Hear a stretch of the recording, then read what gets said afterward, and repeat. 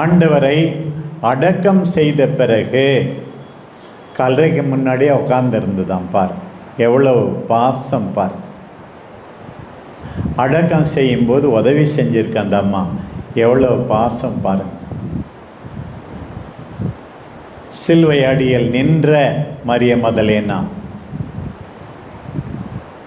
அடக்கம் செய்ய உதவி செய்த மரிய மதலேனா அடக்கம் பண்ண பிறகு எல்லாரும் ஒரு பிடி மண்ணை எடுத்து போட்டு எப்படா வீடு போய் சேருவோன்னு போவாங்க.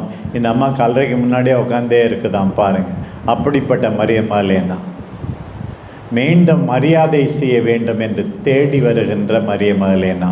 நேற்று பேராலயத்தில் நான் சொன்னேன், இந்த பெண்கள் தான் பிரமாணிக்கம் காத்தார்கள், ஆழமாக அன்பு செய்தார்கள், அக்கறை காட்டினார்கள்.